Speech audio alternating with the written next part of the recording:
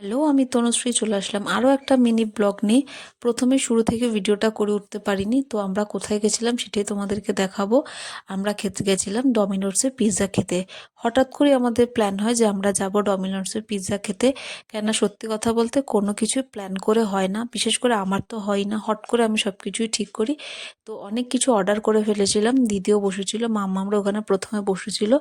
তো veg pizza নিয়েছিলাম, chicken pizza নিয়েছিলাম, আর এছাড়াও 99-এর কম্বো ছিল, গার্লিক ব্রেডও নিয়েছিলাম, চিজ গার্লিক ব্রেড নিয়েছিলাম, কোল্ড ড্রিঙ্কসও নিয়েছিলাম। পরীকে জিজ্ঞেস করছিলাম কেমন খেতে লাগছিল, তিতলিকেও জিজ্ঞেস করছিলাম কেমন খেতে লাগছিল, ও বলছিল দারুণ খেতে। এটা ছিল চিজ গার্লিক ব্রেড, দারুণ ছিল। তিতলি খাচ্ছিল আর বলছিল, তিতলিকে বললাম কেমন খেতে, ও বলছে খুব সুন্দর খেতে।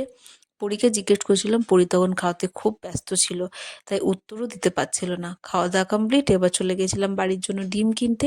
দিদিকে বললাম ডিম খেতে, আমিও ডিম নিয়েছিলাম খাওয়ার জন্য। চলো দেখা হচ্ছে নেক্সট ভিডিওতে। টাটা, সবাই ভালো থেকো।